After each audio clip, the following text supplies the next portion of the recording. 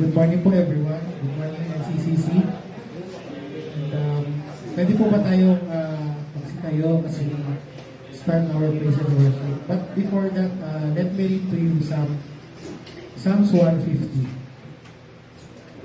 Praise the Lord, praise God in His sanctuary. Praise Him in His mighty heavens. Praise Him for His acts of power. Praise Him for His surpassing greatness. Praise Him with the sounding of the trumpet. Praise Him with the harp and lyre. Praise Him with timbrel and dancing. Praise Him with the strings and pipe. Praise Him with the clash of cymbals. Praise Him with resounding cymbals. Let everything that has breath praise the Lord. So, praising God means that we express our joyful delight in His divine presence. So when we do this po, parang we realize the ultimate purpose of our existence. So let's give our best and genuine praise and worship to our Lord.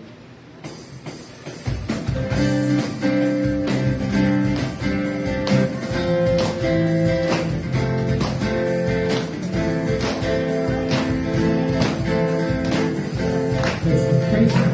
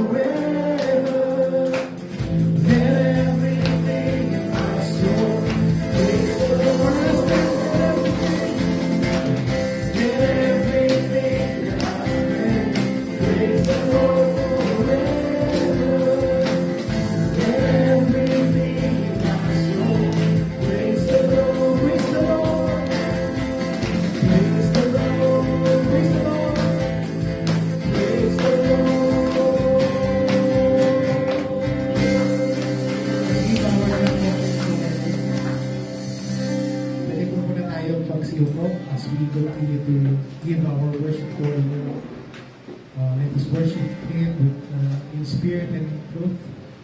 And as we sing this new song, let's meditate the message of the song that we sing. That truly our Lord is worthy of our praise.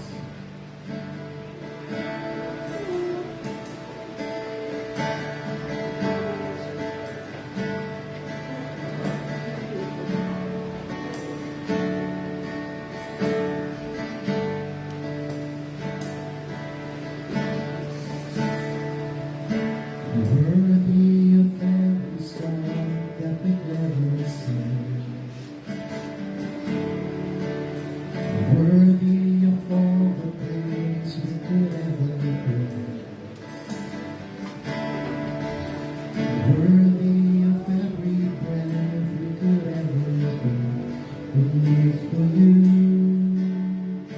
Amen. Jesus' name above all.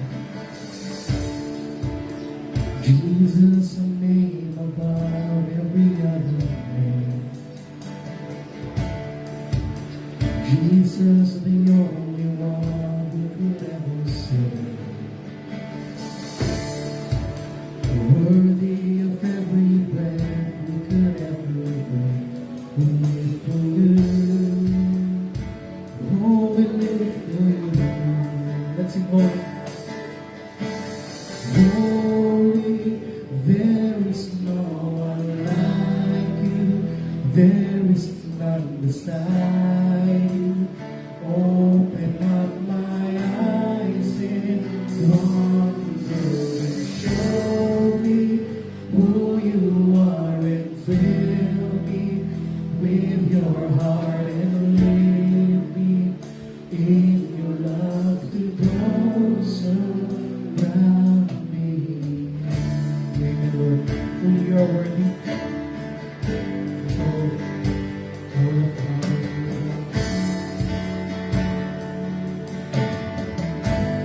Worthy of every song.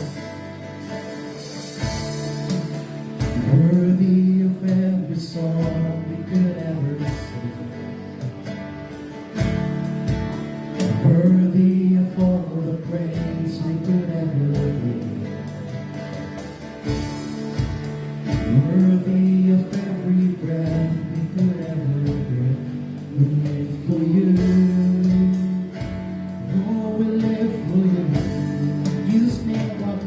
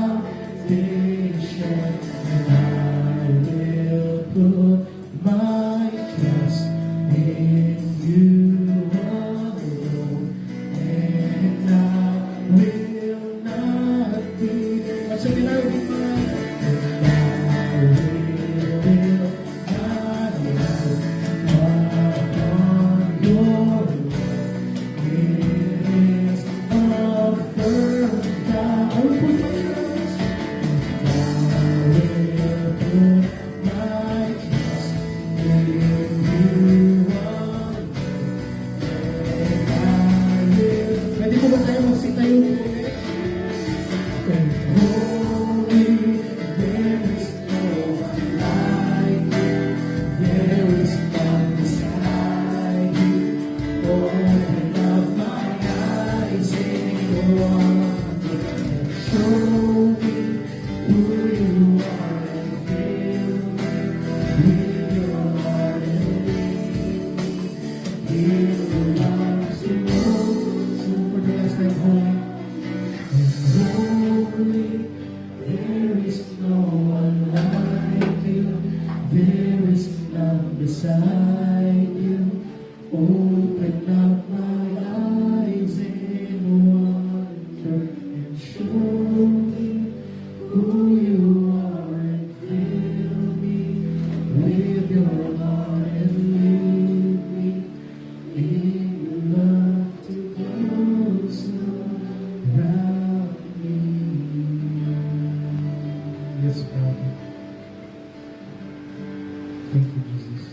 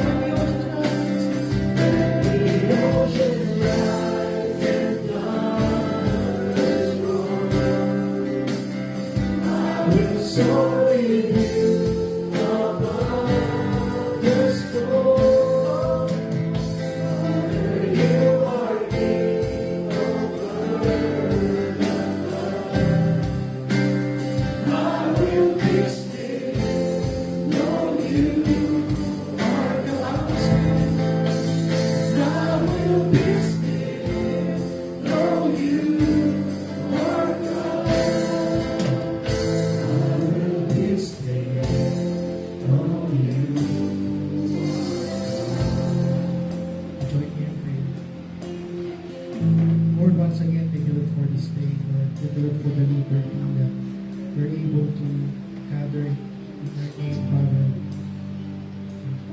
to give our praise and worship, to listen to your word. And as we listen to your word, Father, i-ready niyo po ang aming mga puso, ang aming mga katawan, Lord. Mas able to apply it, Lord, sa mga buhay natin, and to show your love to others, Lord, and to share the gospel namin sa iba. Thank you, Lord, for His protection to us, Lord God. Yung mga papunta pa lang po, patuloy sa ingatan, Lord God, and continue to bless us, Lord, with your provisions, with your faithfulness, with your protection, with your guidance, Lord God, sa amin at sa mga mahal po namin sa buhay, Panginoon. We also lift up, Lord, ang mga may sakit, Panginoon, na patuloy ko silang ipunin ng pagalingin. Patuloy niyo kami bigyan ng malakas na pangangatawan, Panginoon, lalo ang aming mga mahal sa buhay, Panginoon. And continue, Lord, to bless our church, Lord, and wherever, Lord, saan kami dalhin, Lord God, we will always gather in your name, and we will be your church, Panginoon, to give praise and being Jesus the center of our church, Panginoon. We also pray, Lord, sa aming bayan, Panginoon, bansa, Lord, that you continue to be sovereign in our nation, Lord God, and patuloy yung patawarin ng mga kasalanan, Panginoon, that we and binabalik namin sa inyo lahat, Lord, ng papuri at pasalamat, Lord God, tayo pangalan ng Jesus. Amen. Sige po, we can sit down.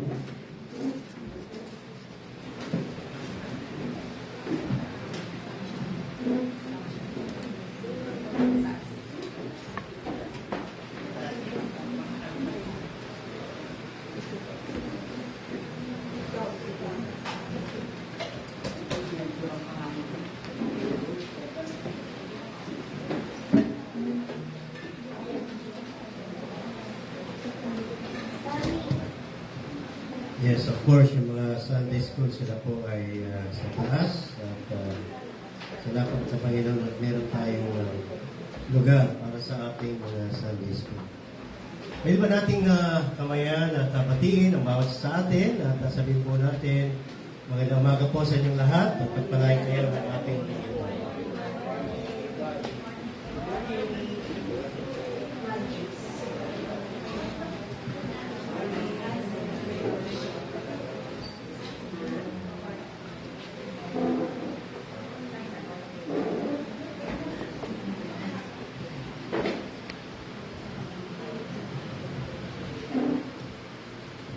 Tinutuloy po natin yung ating mga message o sermon at nung una po tungkol sa ating Panginoong Jesus sa kanyang pagka-Diyos at pagkatapos ganoon din sa kanyang pagkatao o humanity, yung una natin deity at ngayon po ay teachings of Christ, yung kanyang mga katuruan. Bagamat imposible na makita nating lahat, but at least yung mga major na mga itinuro niya at saka yung central theme na kanya tinuturo ay dapat po ay alam natin.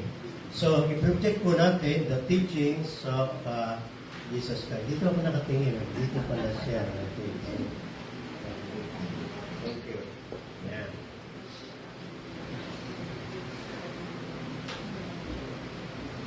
Sino po sa atin dito yung teacher?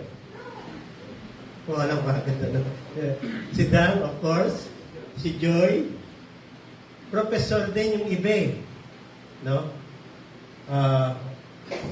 Miller, ikaw. Estudyante ka pang ngayon. Actually ngayon si Joy ay nagtuturo. No? At ano ang masasabi nyo kapag kayo ay isang teacher? Sa inyong kalagayan, of course, Dan ay maaari later maturo ka ulit, ano? Mga formally, at ganun din si Joy, natuturo pa ngayon, no? Bilang teacher o bilang guro. Kasi po, Sa atin ng mga estudyante, bagamat ako din kung tutusin teacher din ko, no? Ay napakataas ng tingin natin sa ating mga teacher. Lalo na nung tayo po ay nasa elementary, high school, college.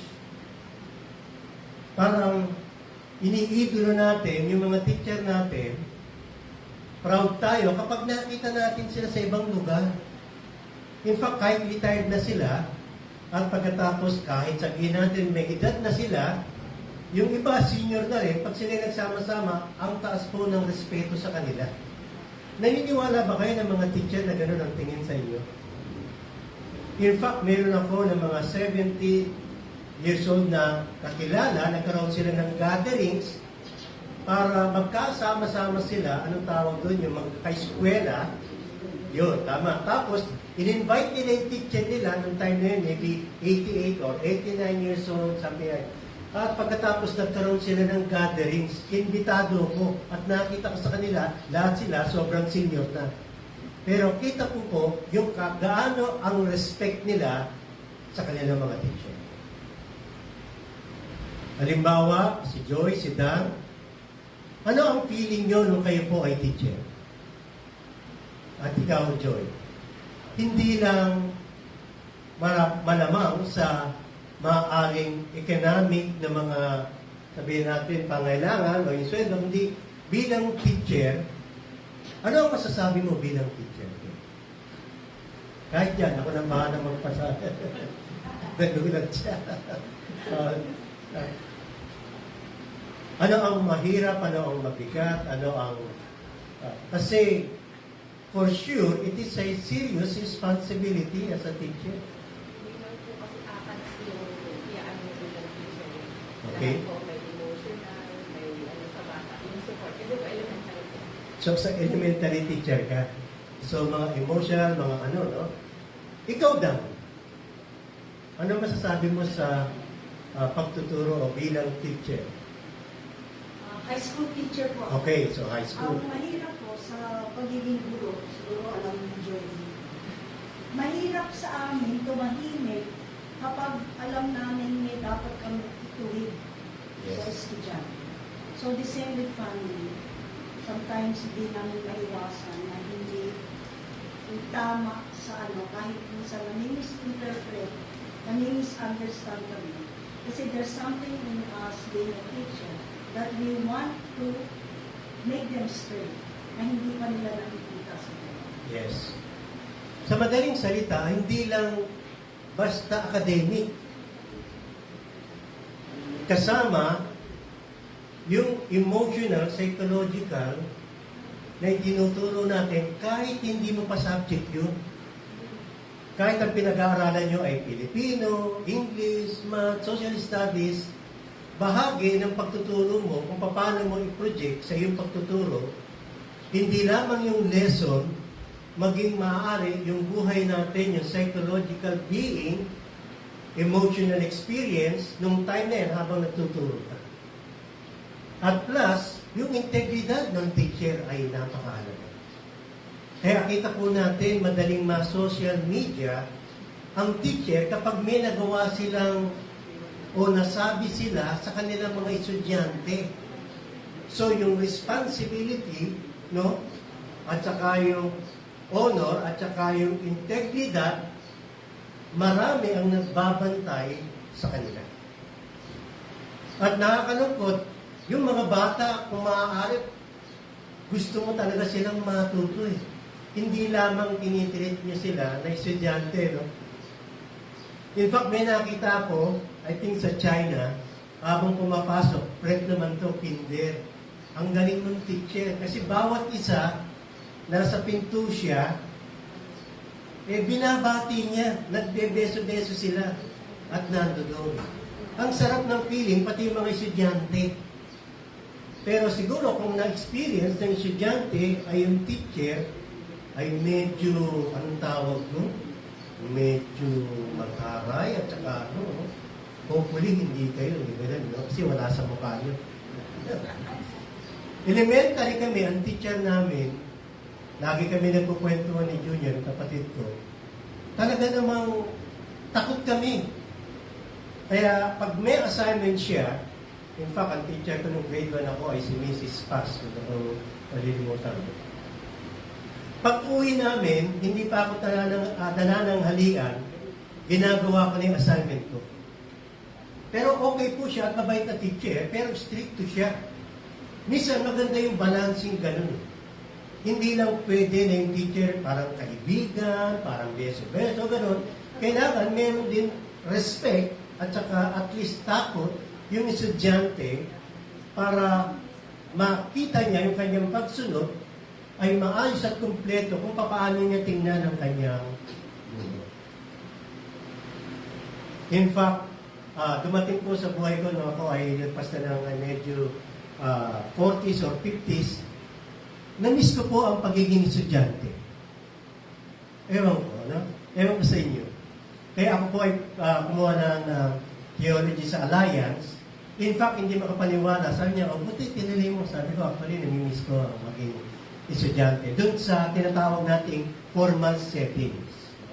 Hindi po ako masyado sa academic, pero yung setting ng pag-aaral at experience na makinig sa isang teacher na nagtuturo, of course, yung time na yan, it's theology, pastoral ministry, ay talaga pong napakasarap na makinig. Sino po sa atin ang namimiss pang maging estudyante? Isa na lang. Kasi ganito, as far as our Lord Jesus Christ, and even yung kanyang salita, ang ating Panginoon na sinampalatayanan at naging tagapagligtas natin ay guro natin. Amen po? Kaya kung ano ang respeto ko, mas higit pa ang respeto natin sa ating Panginoon sapagkat kapag binuksan po natin ang banal na kasulatan, ang Diyos, ang banal na Espiritu at ang ating Panginoon Yesus at siyempre, ang mga alagad na in-enrich at pinamahalaan sila ng banal na Espiritu, pag binuksan natin yan, lumalabas tayo po ngayon ay estudyante at nakikinig sa turo at pangaral ng ating Panginoon. Hindi pwede po natin tanggapin ang sarili natin na basta tayo po ay mga anak ng Diyos, mananampalataya, Kristiyano, sumasamba, hindi. In fact, malaki po ang kulang doon. Ang tawag po sa atin ay disciples. Pakisabi nyo nga mga kapatid, disciples. Disipulo ng ating Panginoon. Ngayon, pang disipulo, ang talagang major thought ay learner. So talaga, every Sunday, o kaya araw-araw, talagang dapat tayo po ay mayroong natututunan. Mayroong tinuturo ang Panginoon sa atin para tayo po ay tumibay sa ating pananampalataya at lumakas yung ating espiritual na buhay at makapamuhay tayo ng banal at matuwid sa Kanya. Hindi po tayo pwedeng hiwalay na maging isang anak ng Diyos at tunay na anak ng Diyos na lumalakad sa Kanyang kalooban na hiwalay sa Kanyang mga salita. Amen po? Kasi po meron tayong textbook na talagang salita ng Diyos. Hindi pwedeng maging estudyante ang estudyante na wala siyang lesson at hindi pwede sa estudyante ang hindi makinig, magsulat, mag-aral, magmemorya, umunawa sa itinuturo ng teacher. Ang ayaw-ayaw na makita ng teacher, ito sigurado ko, palagay ko yung mga teacher, makakapagaling ito. Una, pa-absent. Anong palagay nyo? 50 yung estudyante mo, 3 lang yung dumadating. Ang sakit nun, di ba? Kasi kahit ganun, na-challenge ka as a teacher. Ayaw ng teacher, gusto nila yung regular, kaya nga may attendance. Tama ba yun? May attendance pa ba ngayon hanggang ngayon? Yes, attendance. Yung iba sa inyo, maaari, sa amin, may experience kami, bulak-bul na, presente. Kasi tinecheck ng attendance yung mga ka-eskwela. Pero gusto natin, ay yung mga teacher, nandun lagi. Kasi estudyante ka, pumasok ka, so dapat nandun ka. i-apply natin, tayo po mga alagad ng Panginoon. Why? Inaanto. Ano sa palagay niyo? Hindi ba na-challenge ka? Marahil, may pagkakataon na naunawaan mo kung bakit inaantok ang estudyante. Pero gusto natin, ang estudyante natin live, di ba? Kapag ikaw ay nagtuturo, nandun yung discussion, nandun yung, sabihin natin, participation, lively yung pag-aaral. Lalo na kapag ang subject ay medyo, anong tawag doon? Hindi interesado estudyante. Ako nga, Pilipino lang, bagsak pa 75 mo, Pilipino, bakit ang hirap niya? Ewan ko sa mga teacher, no? Magagaling ba estudyante niya sa Pilipino? Ang hirap kaya, no? Kaya hindi, mat lang ang mahirap, pati Pilipino. No? Kaya, nagiging challenge sa teacher, yung maging interesado yung mga estudyante. Di ba? At pagkatapos, eto pa. Gusto ng teacher na yung kanyang tinuturo, na unawaan niya, naintindihan niya, and at the same time, natututo sila. Kaya, imposible na sa school, walang exam. May test. Di ba? Bakit? Kasi po, kina-challenge tayo na makita yung matutunan natin. Tanong, bakit sa church hindi nangyayari yan? Dapat meron yan. Dapat nga meron tayong Sunday school. Kasi na kung saan pwede tayo magturo kasi pag preaching ay nahirapan tayo mag-discuss kasi limitado yung oras natin. Pero mga kapatid, gusto ko sabihin sa inyo, lalago tayo lalo sa ating pananampalataya kapag tayo po ay maraming oras na mag-aral at makinig ng kanyang mga salita. Pag tinignan natin sa susunod, ang ating Panginoong Yesus, siya po ay isang teacher. May tawag po sa teacher, halimbawa, sa Aramaic, ang tawag po sa kanya ay rabbi. But the Lord Jesus Christ was called teacher. Guro, 46 times. Binanggit po yan sa New Testament. And yet, ang ating Panginoong Yesus, actually, sa larangan po ng tao, hindi po siya nag-aral. Ano pong trabaho ng ating Panginoon, mga kapatid? Karpintero. Hindi siya teacher sa larangan po ng sanlibutan. And yet, siya po ay kinikilala ng teacher na bilang isang guro o teacher, maging yung mga spiritual at saka mga religious leader. Kaya doon pa lamang po makikita natin ang ating Panginoon ay talagang Diyos.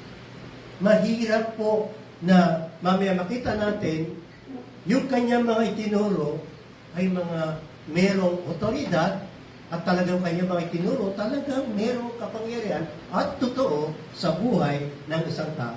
Ang sabi po, Jesus was going throughout all Galilee, teaching in their synagogues and proclaiming the gospel of the kingdom and healing every kind of diseases and every kind of sickness among the people.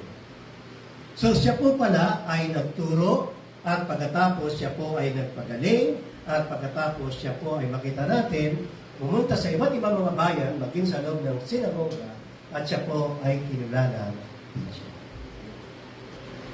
Napakaganda at napakalaking pribilehyo nung time po ng New Testament. Yung mga alagad at yung mga tao, lalo na yung mga Hudyo, sila po ay nakaupo sa paanan ng ating Panginoon. Tanong, meron ba kayong favorite teacher? Pakitaas nga nung kamay, may favorite teacher. Meron, ano? Tanong, bakit nyo naging favorite?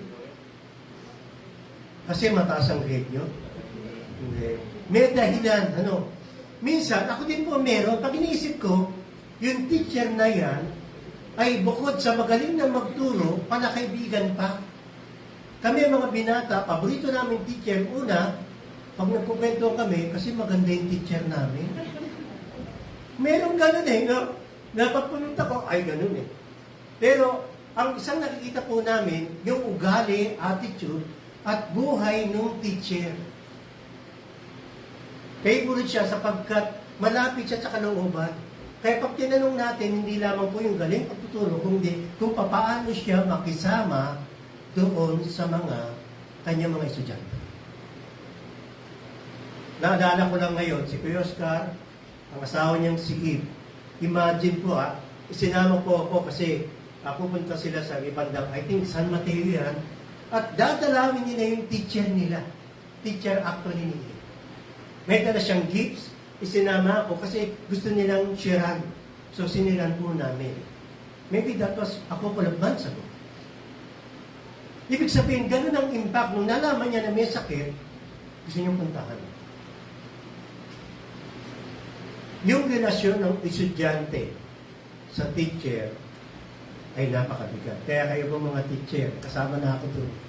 Talagang hindi pwede basta makalimot at isang guro. Napakataas ng kalagayan. Lalo na po pag tinatawag ang pastor, elders, at leaders, napakalaki pong responsable sa akin. Ako, nung kung kailan na estudyante ko, yung aking teacher, mas bata sa akin, pero ang taas po ng tingin ko sa kanya. Alam mo kung bakit? Kasi maraming mga bagay na alam siya na hindi ko alam. Kaya nga teacher, at ang ating Panginoon, kung meron mang dakilang guro, ay walang iba kung hindi ang ating Panginoon sa Kristo. In fact, kinuha ko itong Bible, kasi usually dito ako nagbabasa. Kasi sa Matthew 5 hanggang 7, diyan yung mababasa yung Beatitudes.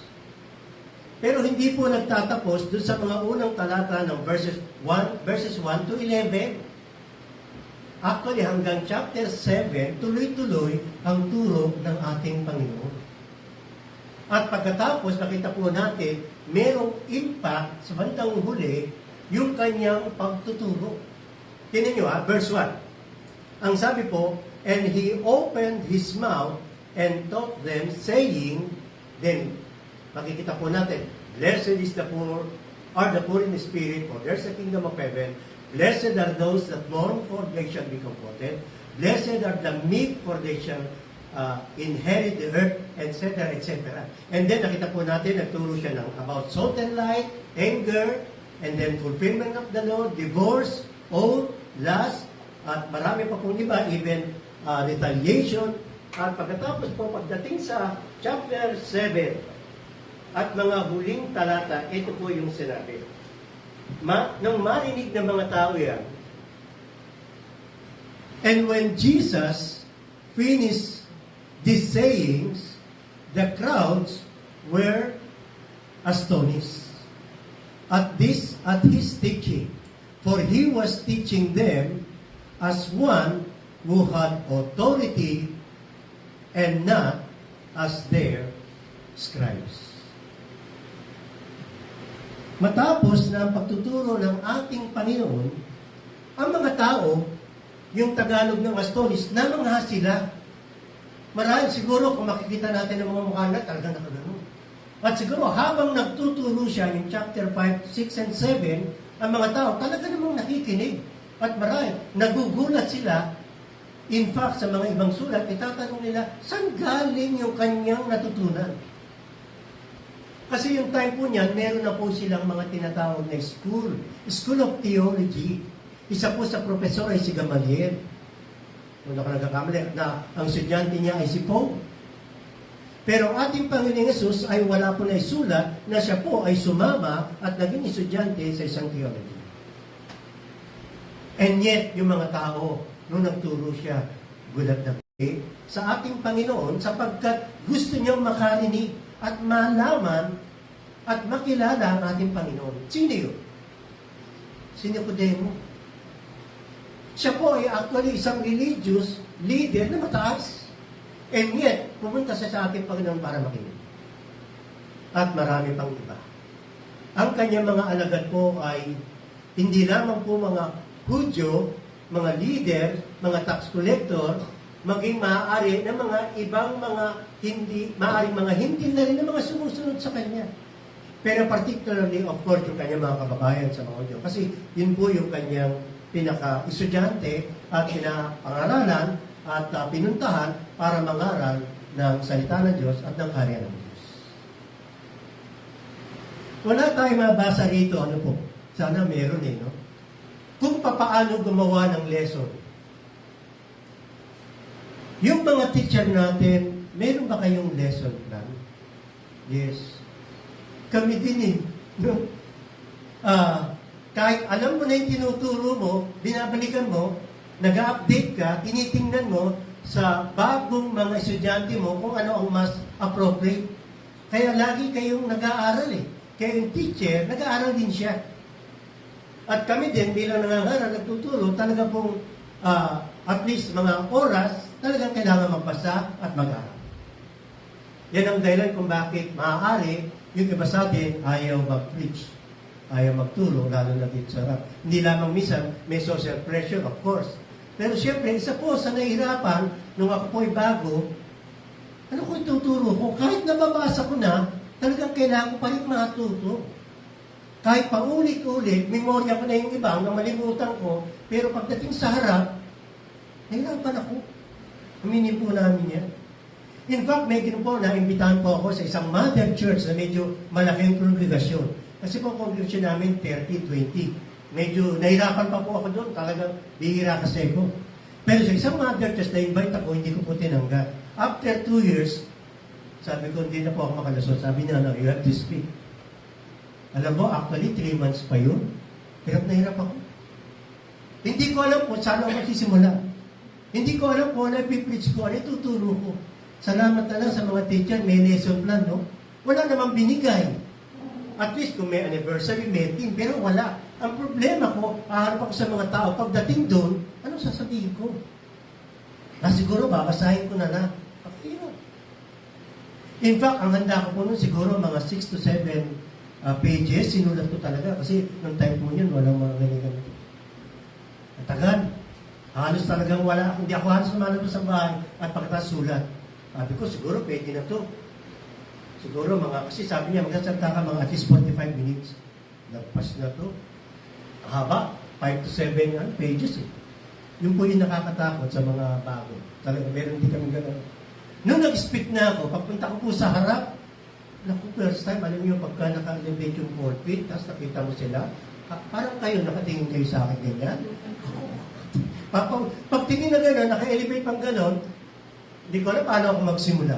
Kahit meron ka na, hanggang nung natapos na ako, alam niyo po, ano oras natapos? Wala pang 15 minutes mga kapatid. Natapos na. Kasi hindi mo alam sasabihin mo. Kahit, nasasabi natin, ang ating Panginoon, wala siyang lesson plan. May plan siya, of course. Hindi niya kailangan maggawa ng homily. Kasi siya na po yung lesson Tandaan po natin, Diyos siya. Hindi niya kailangang mag-aral. Lahat ay alam niya. Bakit? Sapagkat siya po ay Diyos. Siyempre, mamamangha sila sapagkat alam nila ang ating Panginoon na katawang tao at nanirahan kasama nila at naging isang karpintero. Kaya sabi ng Panginoon, nung nangaral siya sa kanyang mga kababayan doon sa lugar nila, I think sa Nazareth, sa lugar bumalik, hindi siya tinanggap. Bakit? Sapagkat maaari hindi sila believe sa ating Panginoon. Pero nung nangaral siya, makita po natin, tinanggap po siya bilang teacher.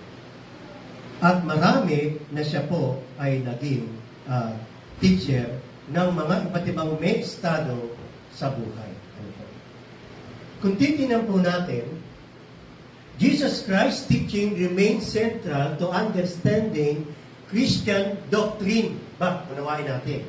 Ang turo ng ating Panginoon ay central po yan sa ating pag-unawa sa ating doktrina. Emphasizing the kingdom of God, the law of love, discipleship, forgiveness, and eschatological hope. Mamaya tingnan po natin ang ilang talata dyan. Kasi po, ang central theme ng turo ng ating Panginoon ay the kingdom of God. The kingdom of heaven.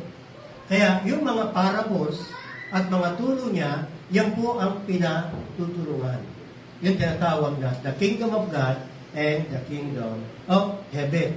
Pero ang sinasabi po ng ating introduction ay ang doktrina po natin, ang ating sinasampalatayanan ay ang pundasyon natin ay yung turo at aral ng ating Panginoon. Okay? Tingnan po natin yung kasunod. Ano po ang sentro? Una po, yung kingdom na makikita natin, the kingdom of God. Yan po ang pinakasentro. Ang ebanghelyo po natin, halimbawa, yung Gospel of Jesus Christ. Yung the death, yung sa 1 Corinthians chapter 15, the death and resurrection of our Lord Jesus Christ. Wala pa yan ng time na yan. Di po ba? Kasi ang ating Panginoon, buhay pa. Kaya ang tinuturo po niya is the gospel of the kingdom. The kingdom of heaven, the gospel of heaven, of the kingdom of God. Ang sentro po ng pangalan niya ay yung paghahari ng Diyos. In fact, iniisip po ng mga alagad na nung sinasabi ng ating Panginoon, na ang ating Panginoon ay magiging hari na nung time na yan. Yung tawag na tinatawag na magiging hari siya physically. Kasi po, naghihintay ang Israel ng isang hari na manggagaling sa lahi ni David. At ang ating Panginoon, siya ay hari at siya ay Panginoon, pero kanya pinapangaral po ay kaharian na darating pa lang at kaharian na paghahari ng Diyos sa buhay ng mga tao. Kaya sila po ay na-disappoint sapagkat ang iniisip nila, gawin siyang hari. Naging threat siya, maging kay Cesar at sa mga Roman Emperor o sa Roma, kasi nakakarinig sila na ang ating Panginoon Jesus ay isang hari. Naalala po ninyo nung siya pinako sa krus? Ano inilagay po? Di ba? King of Kings and Lord of Lords. At gustong palitan yung nakalagay doon na hari. Pero sabi niya, ang naisulat ni Pilato ay naisulat na kung sino man. Kasi po, inintay nila yung paghahari. Pero ang paghahari niya na sinasabi po natin ay paghahari ng Diyos sa darating. Ngayon po, ang kanyang paghahari ay sa bawat isa sa atin. Sino po sa atin ang sumampalataya na at tumanggap sa ating Panginoong Jesus? Yes. So, ibig sabihin, siya po ay naghahari sa buhay natin. In fact, nangyayari po yun sa atin eh. Kasi siya po ay isang Lord, isang Panginoon, at isang hari natin. Siya ang nasusunod sa atin. Darating ang araw, sa isang paghahari ng ating Panginoon, mayroong 1,000 paghahari ang ating Panginoon. Mararanasan po natin na tayo po ay nasa ilalim ng isang paghahari ng Diyos at paghahari ng ating Panginoon. Ngayon po, so far, sino po kaya ang nag-ahari dito po sa ating mundo? Ang Diyos ba? Ang Panginoon ba natin? Nakikita po natin, hindi. Ang nag-ahari po ngayon ay so far, hanggang dumating ang ating Panginoon, ay ang Diablo. Sa mundo natin. Kaya tayo po ay napapersecute, tayo po ay nangangaral, tayo po ay mayroong mga sufferings, at mayroong mga gawa ng kaaway sapagkat siya po ay nandun. So, ang central po ng pagtuturo ng ating Panginoon ay the kingdom of God. Kaya yung mga parables, di ba, inaaming tulad doon sa paghahari ng Diyos. Ang kanya pong pagtuturo actually ay dalawa lamang, kung tutusin. Isang public at saka isang private. Pag sinabing private, nakasentro po ang pagtuturo niya, mahalagang lamang po natin ito mga kapatid, sa Israel, sa kanyang mga alagad. Even though it is public, nandun yung ibang mga tao, pero ang kanyang pagtuturo po ay sentro sa mga Hudyo at sa mga Israel. Kaya yung kanyang private teaching, karaniwan, kasama lang niya yung kanyang mga alagad. In fact, nagtuturo po siya sa mga parables, hindi ba? At may nagtanong sa kanya, sabi, bakit po kayo natuturo sa talinghaga? Anong sagot ng ating Panginoon? Kasi ang sabi niya, yung mga nakikinig, nakakita, kahit marinig nila, hindi nila maunawaan. Kasi alam niya, hindi nila ito tatanggapin. Pagdating sa private, pinapaliwanag niya yung kanyang turo sa kanyang mga alagad. Actually, tanggapin po natin ang turo at banal na kasulatan natin ay hindi po minsan tinatanggap at maunawaan ng hindi mga anak ng Diyos. Kayo po ba naunawaan nyo na ang salita ng Diyos pag nagbasa kayo ng Bible? Naintindihan nyo po pag nagbabasa po kayo ng banal na kasulatan? Dapat po, naintindihan natin sapagkat tayo po ay mga anak ng Diyos. At meron tayong teacher. Sino po ang teacher natin? Na ipinagkaloob sa atin para yung na isinulat at tinuro ng ating Panginoon, maunawaan natin. Okay, tama. Ang banal na Espiritu. Kaya kapag tayo po ay nagbubukas ng banal na kasulatan, nagbabasa, sabihin po natin, banal na Espiritu, turuan mo po ako. Lahat po actually, tinuturo sa atin ng banal na Espiritu para maunawaan natin ang kanyang mga salita. Maging ang ating panalangin, maging ang ating pagsamba, at maging ang ating pamumuhay. Kahapon, galing po kami sa Dasma. Nakaka-challenge po sapagkat yung pong nagkaroon ng rededication ng kanyang kasal. Sa bandang huli, nag-cite siya, nagulat ako, ng marami mga talata. In fact, ang alam ko, siya po ay naging mana ng panatayan, 5 years pa lang. At sabi ko, kapatid, natutuwa ako, nag-share ka ng, maraming verses, matapos. Kahit hirap siya magsalita. At ang sabi niya, Pastor, sabi niya, nagbabasa po ako ng Bible araw-araw. Parang karoon ako kung guilty kahit ako'y nagpapasa. Nagbabasa siya araw-araw. Ganun siya kauhaw na mayroong pagnanais na tunghayan niya at basahin ang salita ng Diyos. Kung mayroong mang kulang ngayon sa panahon natin, ay ang pag-aaral at pagbabasa at pagtingin sa ating banal na kasulatan. Bagamat marami na tayong Bible, baka sa atin, baka hindi tayo magkaroon ng oras para basahin.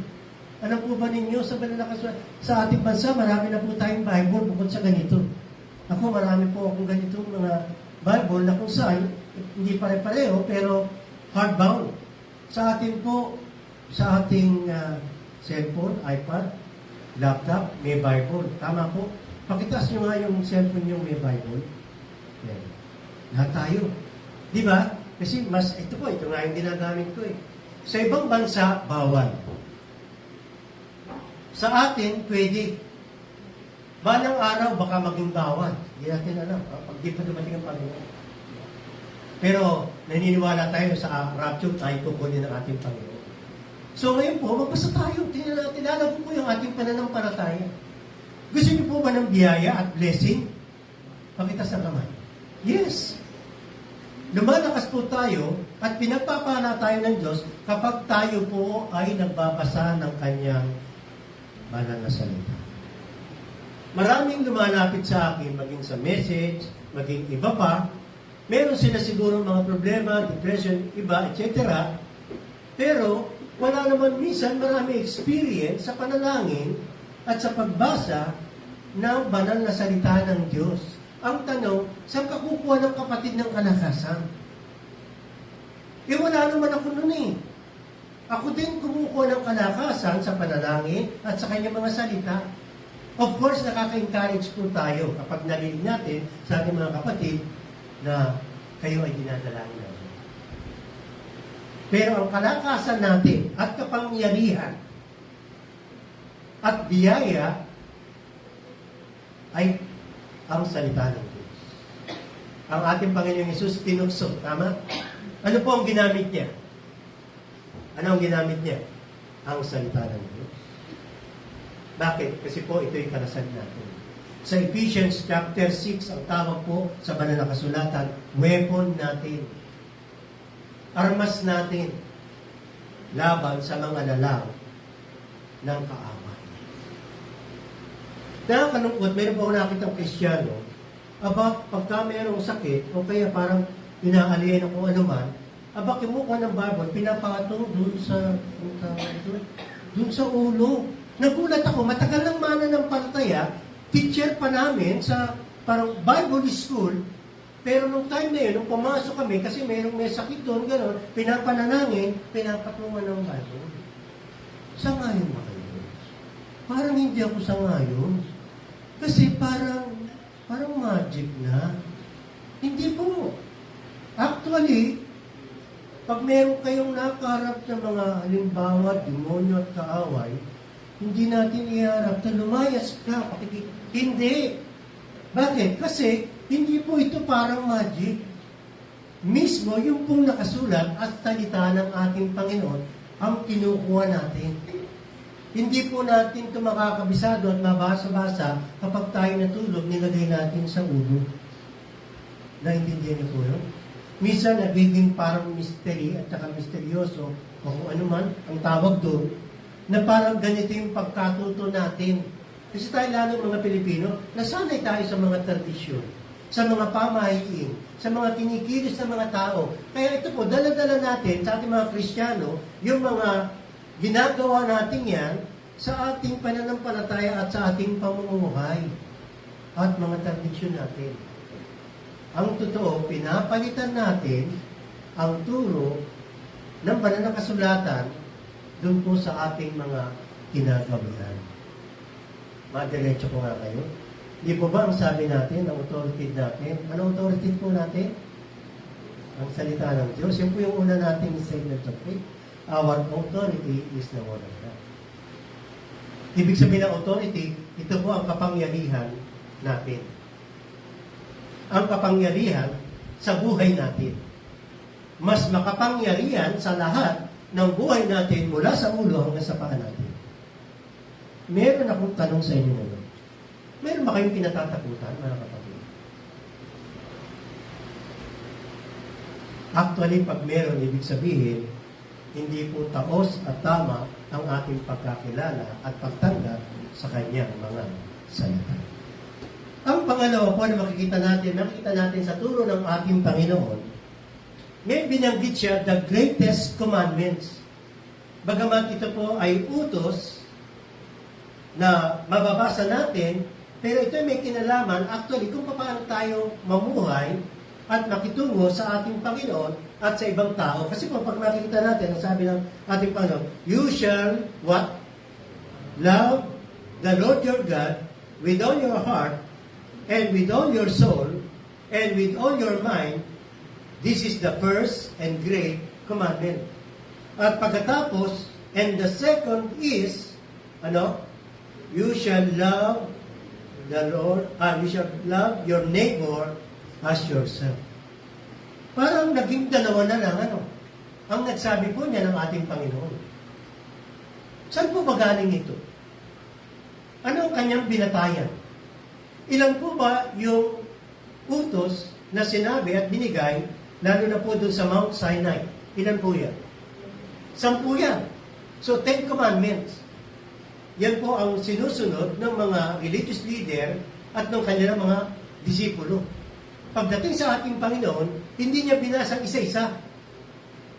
Ang sinabi niya, ang pinakadakilang commandments ay ibigin mo ang Diyos mong Panginoon ng buong puso mo, kaluluwa mo, at ng iyong pag-iisip. At ang pangalawang sabi, mahalin mo ang iyong kapwa tulad ng iyong sarili.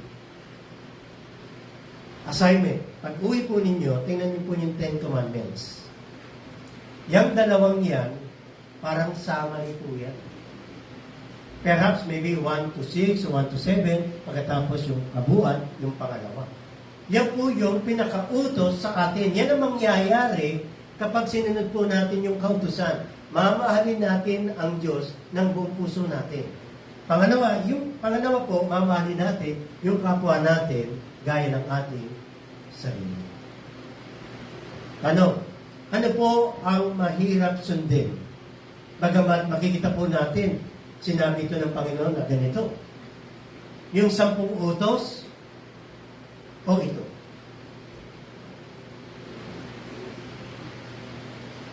Ano ang mahirap? Sa 10 utos, ano yung unang utos? Thou shall not make a graven image, di ba? Huwag tayo gagawa ng anumang inanyuan at sasambahin sila. Ano pa ang mga iba? Huwag magnanakaw, huwag magsisinungaling, bear false witness, di ba? Do not commit adultery, at marami pang iba. So, pag nakikita natin, pwede natin chikan, no? Ay, hindi ako nagnakaw ngayon. Hindi ako nagsinungaling. Aba, wala kang Diyos-Diyosan. Di ba? At hindi ako nagnakaw. Present ako ngayon, hindi ako at ganito. Pero pag binasa mo to, mahirapan ka. Kasi ang sabi rito, mamahalin mo ang Diyos mo ng buong puso mo. At yung iyong kapwa, gaya ng iyong sarili. Mahirap yan. Doon po sa 10 utos, anong sabi? Huwag kang magnanakaw. Huwag kang magsisinungaling. Huwag kang papatay. Di ba? Nakapatay na po ba kayo, mga kapatid? Huwag niyo nang sabihin. Ang ating Panginoon sa kanyang authority, ang sabi niya, sinasabi ng kautusan, di ba? Huwag kang papatay. But I tell you, yun ang authority ng ating Panginoon. Yun po yung binasa natin kanina eh. Kaya namangasil eh. Kaya may authority siya, katulad ng hindi katulad ng mga scribe. Kasi sa scribe, kung ano yung nakasulat, yung po lang yung sinasabi nila. Pero ang ating Panginoon, yung authority, nasa ibabaw siya ng kautusan. Alam nyo na, huwag papatay, pero sinasabi ko sa inyo, sabi ng ating Panginoon, ang sino mang magalit sa kanyang kapwa, ay namatay na. Pumatay na lang. Alam mo, actually, andun yung kanaliman. Di ba? Totoo, takot tayo, ayaw natin pumatay. Pero sa isip natin at kalooban, tinikiris na natin siya. Nasa loob, galit tayo. Meron kang bitterness, meron kang galit. Hindi mo mailangan kasi ayaw mo makulong. Di ba? O kaya takot tayo. Pero sa loob natin, galit na galit tayo. Ayaw natin. At nanggagalaiti tayo. Kahit nakikita na sa mukha, namumula tayo, tumataboy yung balahibo natin sa galit, at etc. Pero actually, sa Panginoon, pumatay na pala tayo noon. At doon sila namang. Kaya kung titignan po natin, ang relasyon po ng kanyang mga salita at relasyon natin sa Diyos ay malalim pa kaysa po doon sa binabasa natin. Yung pangalawang gawin, di ba, ang sabi niya ay, kapag tumingin ka sa isang babae, sabi niya, huwag ka mangangalunya, yun ang utos. Thou shalt not commit, anong tawag doon? Adultery. Pero sabi na Panginoon, pero sinasabi ko sa inyo, ang tumingin sa isang babae na merong pagnanasa ay nangalunya na. Alam mo, pag-iisipin ko yan at i-apply natin, talagang alam ng Diyos ang bawat puso at iniisip natin. Kasi, at least, pwede tayong hindi mag-commit ng adultery physically na nakikita ng mga tao. Pero pwede tayong magkaroon ng kaisipang masama sa isang tulad ng isang babae at kami mga lalaki, mag-isip ng masama sa kanila. Kaya ang challenge, yung adultery sinasabi sa kautusan, pwede nating gustutan sa pisikal na buhay. Pero sa espiritual na buhay, mahirapan ka. At doon tayo nagkakasala. Tama po? Hindi ako nagkasala sa batas ng tao kasi hindi nila alam yun. Pero sa Diyos, nagkasala. Kung ako ay nag-isip ng masama sa isang tao, sa galit, o kaya sa isang pangangalunya, o tinatawag natin lust. Kaya talagang tama man na nakasalatan, ano? All have sinned and come short of the glory of God. Kasi po yung sa loob, yun naman yun. Kaya tayo, di ba, kapag tayo nagpapasimula sa isang panalangin, nasabi natin, Lord, sa akin pong kahinaan ng kasalanan, patawarin mo. Hindi man lumalabas sa ating bibig, pero sa ating kalooban, marahil, meron tayong karanasan na kung saan nandoon, doon tayo nagkakamali at nagkakasal. At minsan, lumalabas din. Kaya kung titinan po natin, yung Beatitudes, kasi yung Beatitudes, yung mga bagay na inuutos niya ay sa mga buhay natin. Yung isa po ay may kinalaman po sa ating katwiran at pamumuhay. Yung binasa natin kanina, di ba, sa Matthew chapter 5. Kaya dito nilagay po natin ethical living and righteousness. Sa pagtuturo ng ating Panginoon, kahit po siya nakasentro sa kanyang mga alagad o sa mga Hudyo, pero yung timely po na kautusan niya ay timeless na kahit noon at hanggang ngayon, at maging Hudyo man at mga Hintil ay pwede po sa atin. Halimbawa, blessed are the poor in spirit, for this is the kingdom of God, the kingdom of heaven. At pagkatapos, ang sabi, therefore, whatsoever you want them to do to you, also do to them, for this is the law and the prophets. Marami pong ganitong katuruan na kung saan makikita natin, itinuturo niya kung papaano po tayo mamuhay at makisama. In fact, siguro, dati, parang wala tayong pakialam sa ating pamumuhay. Kung sino siya, tama ba? Di ba? O kaya pag tayo ay nasa labas, okay lang sa atin. No? Minsan nakakatulong tayo sa ating kapwa. Pero ngayon po, conscious tayo sapagkat ang ating Panginoon, itinuturo niya kung paano po tayo mamuhay. Kaya ang turo niya sa mga nakasulatan ay magiging matuwid. At kung paano magiging katanggap-tanggap ang Diyos, tayo sa Diyos. Kaya kung tinatawag na ethics or ethical, o yung righteousness, or living in righteousness and holiness, kasama po tayo doon. Ito po ay hindi basta kautusan at turo, kung hindi ito po ay sinasabi sa atin, maging sa atin, ito po ay ina-apply natin. Kaya nga po, meron tinatawag na Christian living. Pakisabi nga po, Christian living.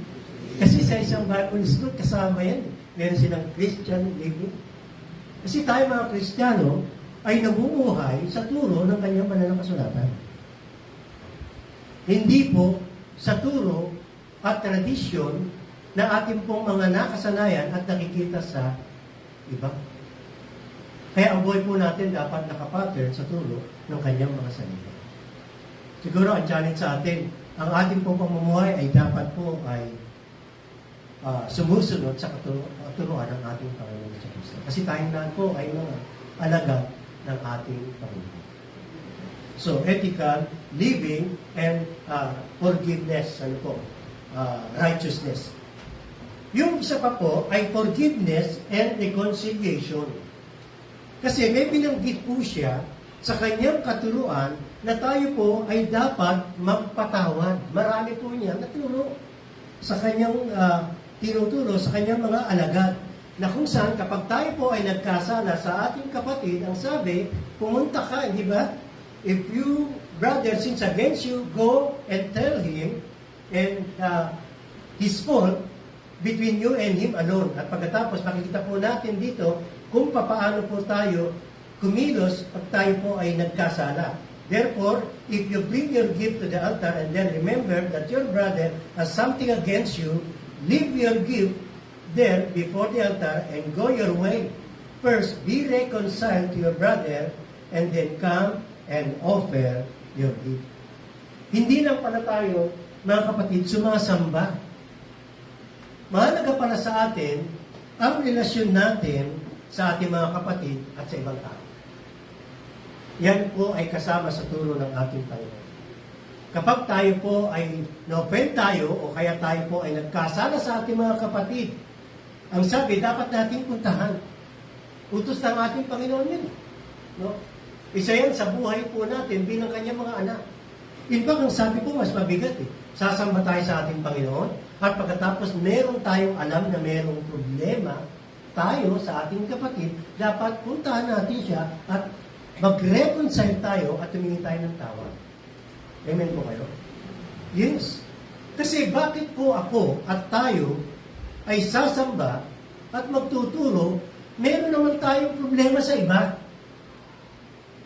Kaya talagang tama po sa turo ng ating Panginoon, bukod po dun sa pag-ibig at saka righteousness, ina-apply po natin yung tinatawag na forgiveness and reconciliation. Isa po yan sa maraming turo ng banal na kasulatan na in-emphasize ng ating Panginoon.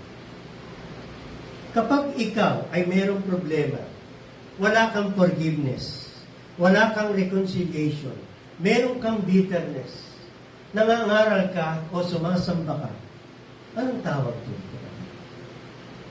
Masakit na salita. Kasi hindi natin alam yun eh.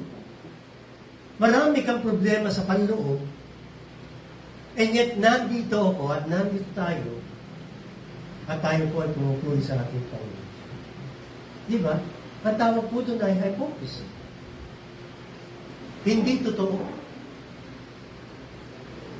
Eh, ang gusto ng Diyos, sapagkat siya ang nakakaalam sa buhay natin, at para masunod natin ang turo ng ating Panginoon, talagang bago pa lamang dumating ang araw ng linggo, at sa araw-araw, sa turo ng ating Panginoon at ng kanyang mga salita, laging nandyan yung confession natin.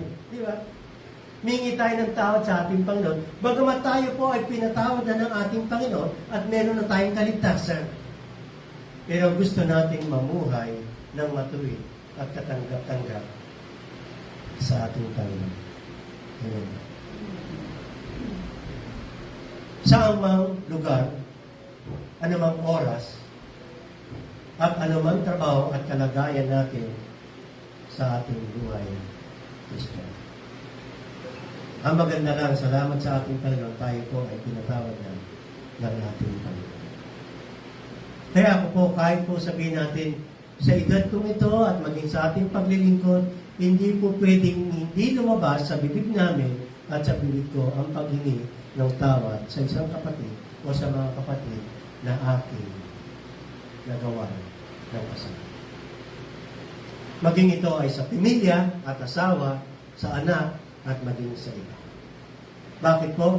Kasi po, ito po ay turo ng ating Panginoon. Parang walang amen.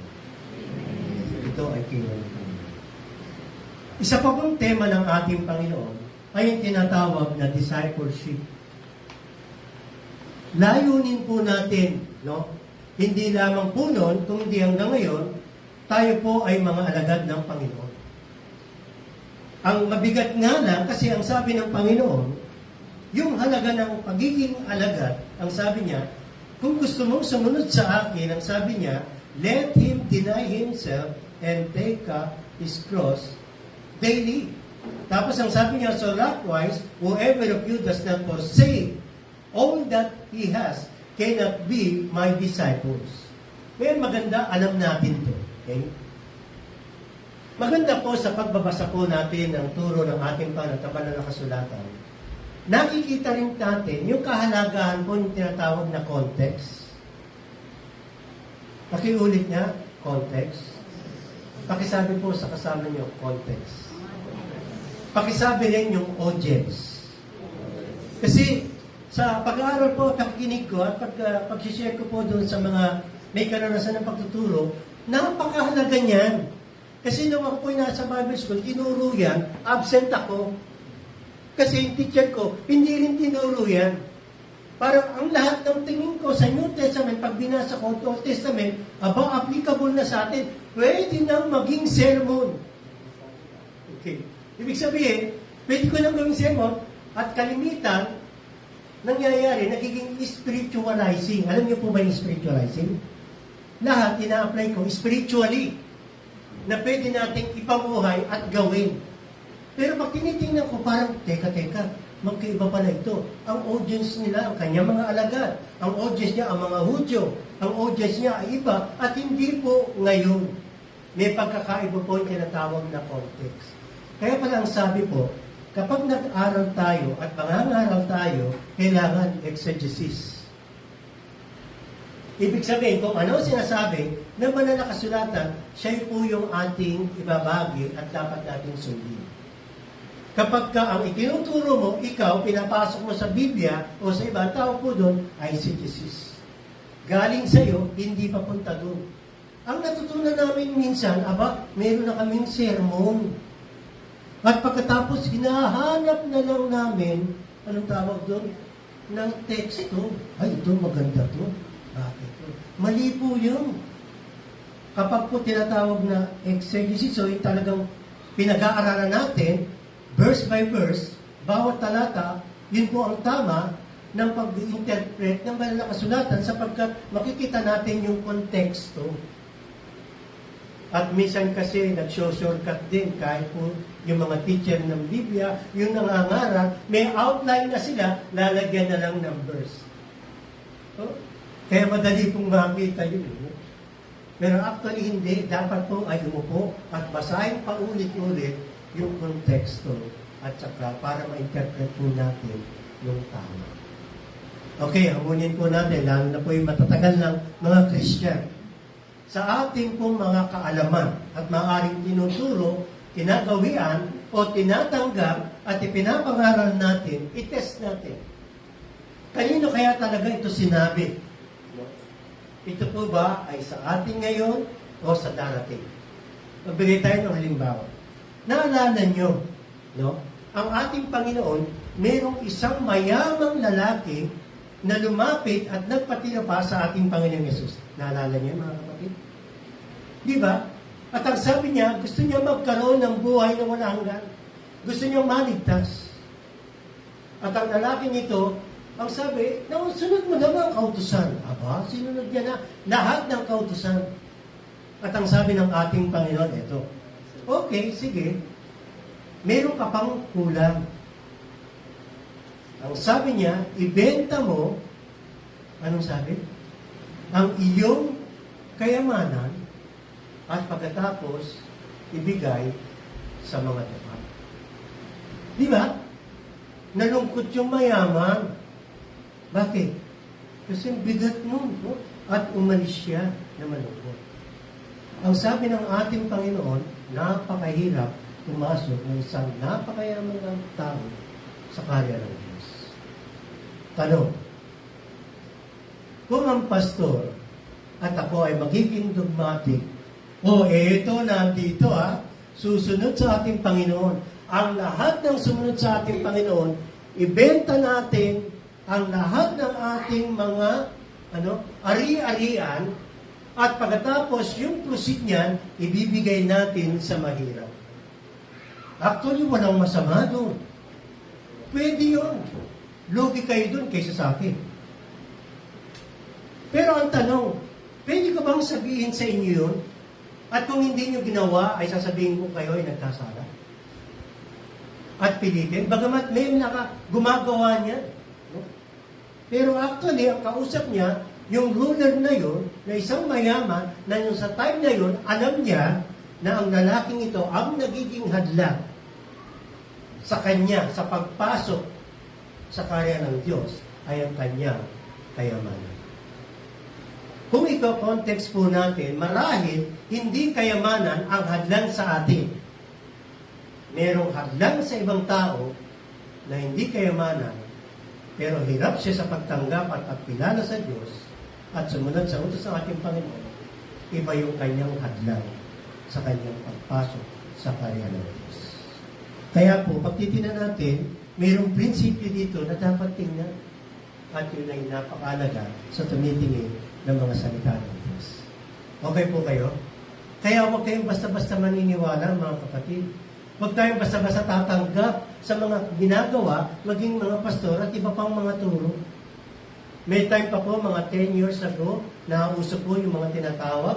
Minsan, hindi naman mga Christian ministry, mga healings and wonders. May mga pastor po, nakikita po, meron pa silang panyong ibinebenta, kung ito nagkakamali, kulay green. Napanood niyo na po ba yun? Medyo nawala na yung iba niyan kasi po iba, nagkaroon ng mga kaso. At madaling maniwala ang mga tao. Kaya tama po, napaganda ng topic natin kapag hindi tama ang ating pag-interpret at tama ang pagkakilala at pagsunod sa kanyang mga salita, maliligaw tayo at manulok tayo.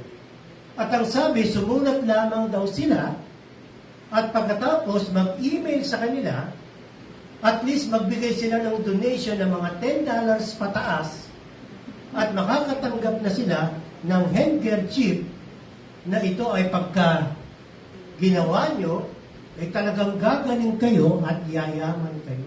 May mga umuorder.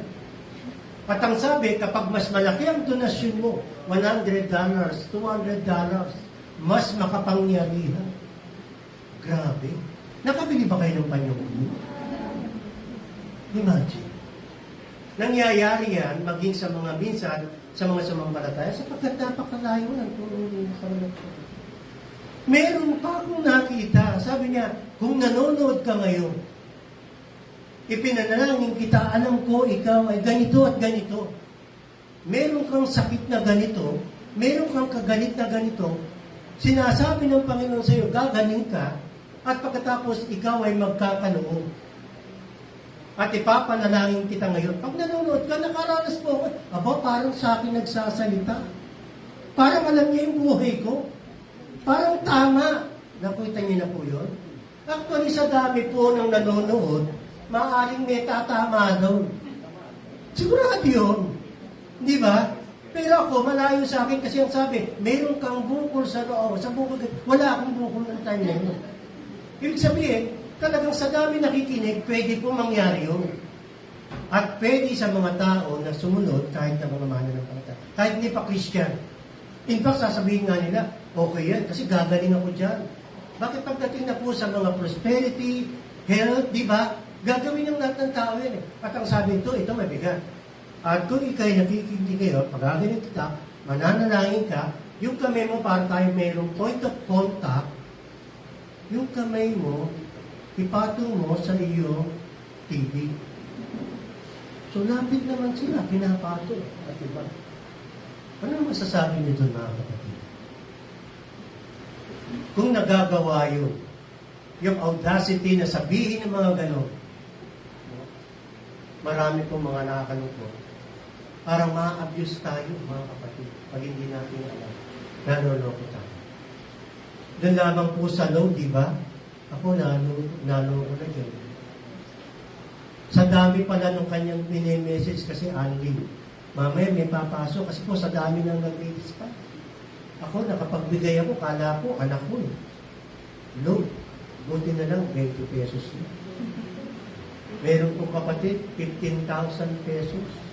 Nawala kasi naloko siya. Ini-scam. Ibig sabihin, maging sa tema ng relihiyon o pananampalataya ay pwede po tayo naman. Kaya maganda po, alam po natin ang salita ng Diyos. Dito po tayo magtatapos. End times and second coming. Itinuro din ng Panginoon na ang ating pamumuhay dito ay meron din katapusan. Bukod doon sa rapture, meron pong tinatawag na end times. Hindi ka pang habang buhay dito. Hinihintay natin ang pagbalik ng ating Panginoon. Meron ba kayo hinihintay? Ay ako, merong hinihintay, ha? Hinihintay natin yung rapture at pagbalik ng ating Panginoon. Kaya sabi, magbantay tayo. Watch therefore, for you do not know what hour your Lord is coming. Watch therefore, for you know neither day nor the hour in which the Son of Man is coming. Alam po ba ninyo kung kailan babalik ang ating Panginoon? Hindi. So, ang dapat po natin gawin, magbantay. At yon sa kanyang mga turo, ang tinuturo ng ating Panginoon, palagi po niya in-emphasize na tayo po ay magbantay sa kanyang pagkakas. Sa kanyang muling pagkakas. Dahil hindi natin alam, kailangan po tayong magbantay. In fact, inilintulan ang pagdating ng ating Panginoon. Tulad ng isang magnanakaw. Kaya siya rin mismo sinabi niya, hindi niya alam. Yung magnanakaw, nagsasabi po ba siya para magnakaw sa akin? Meron po ba tayo matatanggap na text? O kaya sasabihin sa atin, alas 7, nandiyan ako sa bahay mo. Hindi. Kasi bakit? Maghahanda ka. Kasi ang magnanakaw, hindi mo alam kung kailan darating. Ano ang gagawin mo? Eh, ang gagawin mo, ilalak mo palagi ang pinto. Mga kapatid, nilak niyo yung mga pinto ninyo dahil walang tao sa bahay. Di ba? Isasara natin. Babantayan natin. Di ba? Kahit nga nandun tayo, pag meron tayong nagabog, ganun. Meron po ng kwento sa amin sa kapatid, siyempre, tulog na tulog. Alam mo ginawa? Kasi hindi niya nagsara yung pinto, yung bintana. Ninakaw yung TV. Ang bigat ng TV, oh. Pagkatapos po ng 2 linggo, kinukwento niya, ang masakit kapatid, ito. After 2 weeks, bumalik. Bakit? Kinuwili mo.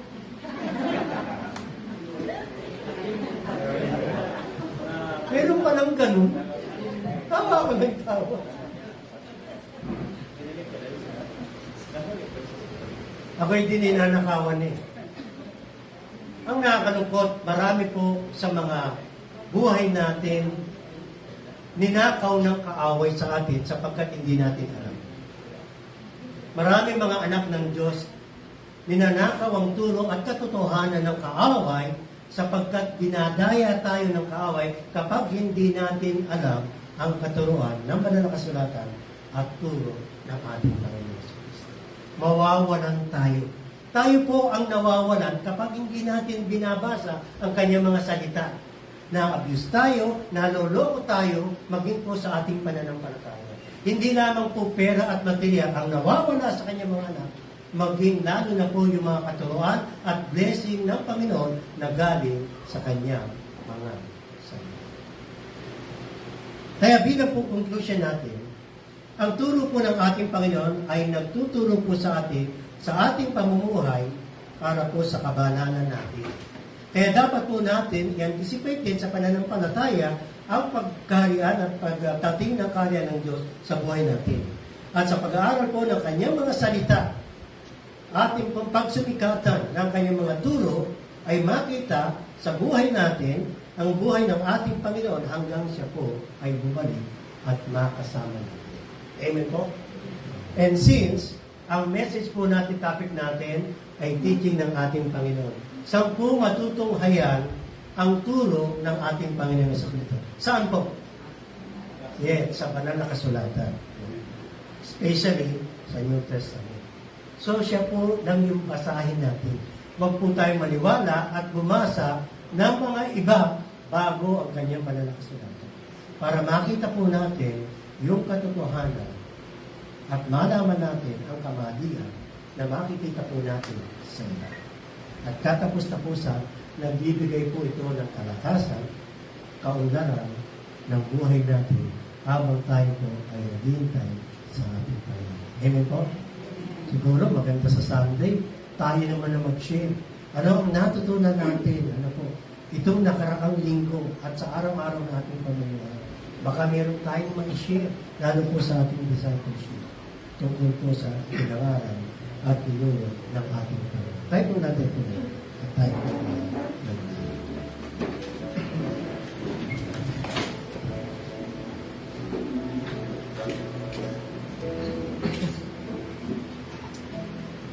Panginoon, salamat po sa inyong pagtuturo sa amin at ang banal na Espiritu. Hindi lamang kami tinuturuan kung hindi kinukonvert ang aming mga buhay. Salamat po sa pribilehyo at freedom na kung saan matunghayan namin ang inyong mga salita. Nagiging kalakasan namin, nagiging katuwiran namin, at nalaman namin ang kaligtasan sa pagitan ng inyong buhay at kamatayan at pagkabuhay namin. Nalangin namin, O Lord, na palagi namin tunghayan at basahin, pag-aralan at tingnan ang inyong katuruan. Hindi lamang kung para kami matuto, kundi makita namin ang mga katotohanan na gusto nyo ituro sa amin. Pagpalaan niyo po ang mga salitang ito at ang mga anak. Sa pangalan ng aming Panginoong Yesus. Amen. Hindi po tayo muna.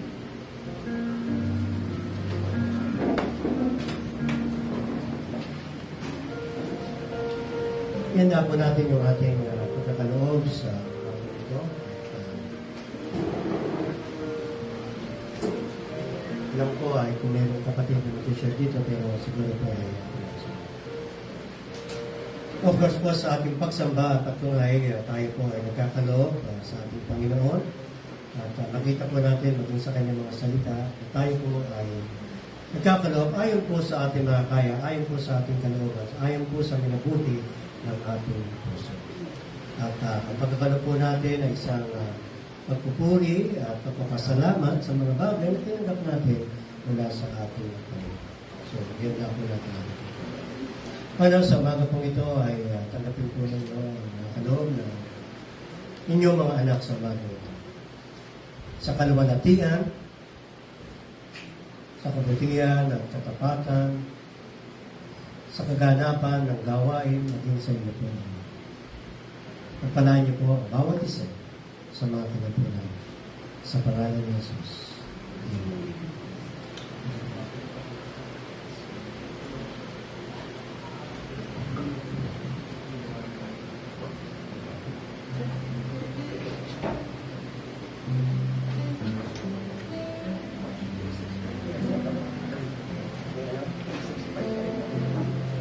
Okay, sorry po. Meron po daw kotse na nakaharap 3655. Kanino po? 3655. Okay, thank you. Si Jimmy. May lalabas yata.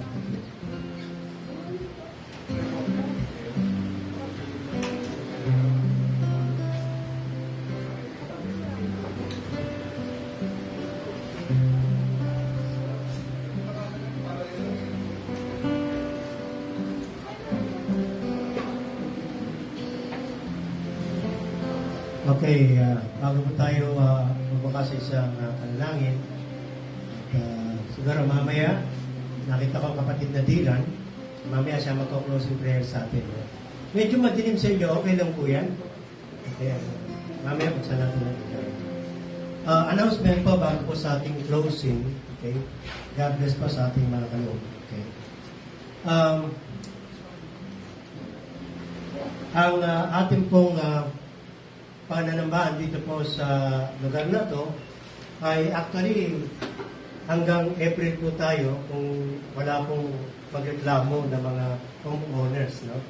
So hopefully wala naman po kasi syempre ito pong lugar natin ay isa pong lugar ng talagang tawag dito homeowners, no? Medyo di tulad doon sa Midtown, so medyo parang mas mahirap. Ano po? So far, wala naman pong nagreklamo. So hopefully, dito po sa lugar na to ay hanggang April lang po tayo parang pinapayagan kasi tapos na po yung term ng lugar natin dito.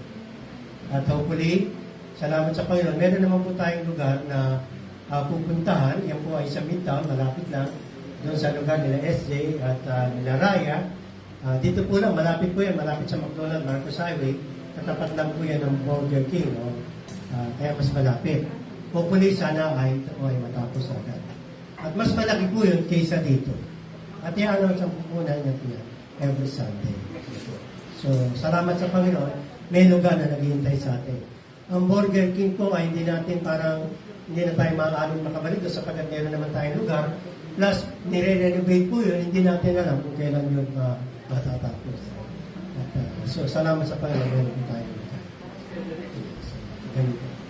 Medyo nagtitis po tayo, mainit, hindi aircon, pero okay naman.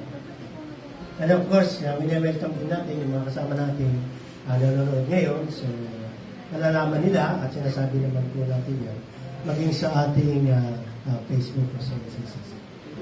Meron pa ba tayong announcement na iba pa? Next week pala ay, anong tawag ngayon kasi ay araw ng Palaspas, no? At next Sunday ay sunrise service. So, napag-usapan po namin yung sunrise service, pero parang baka mahirapan po yung sa atin ng maaga. Kasi ang sunrise po, kung tutusin, alas 4 ng madaling araw. Okay po sa inyo, alas 4? Alas 6 nga, parang hirap no? So, parang same time pa rin, alas 10. So, alas 10 ng umaga, dito po, ayun po yung ating sunrise service. Mamaya, offline, may mga announcement po kami, at ako, at mamaya po yun, habang tayo po ay kumakain at nag-preparation. Tumayo po tayong lahat at tingin po natin sa kapatid na Dylan ang isa pangalangin.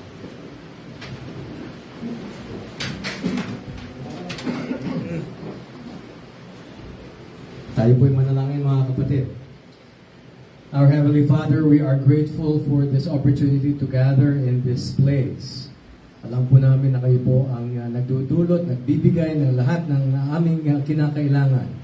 At kami na tunay na nagpapasalamat dahil sa pagkakataon na binigay niyo sa amin upang papurihan ang inyong pangalan. Nawa sa aming natutunan ngayong umaga ukol sa mga turo ng aming Panginoong Hesus ay mas naisin naming mahalin siya, mas naisin naming sundin siya, mas naisin naming maging katulad niya.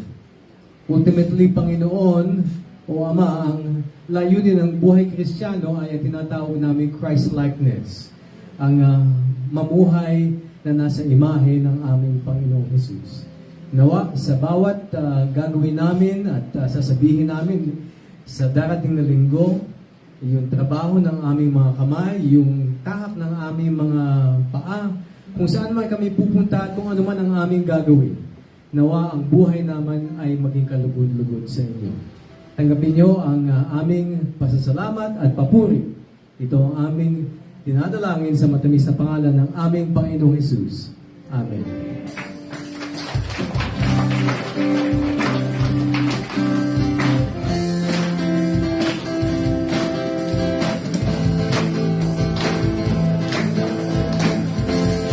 Praise Him in the sanctuary. Praise Him in the sanctuary. Praise Him in the mighty heavens. Praise Him on the earth. Praise Him. Praise Him in His awesome power. Praise His great and holy name. Praise Him on the earth. Praise Him. From the rising of the sun, there is praise in earth. From the east to the west, and the north to south, everything has breath. Praise the Lord forever. Everything in my soul, praise the Lord forever.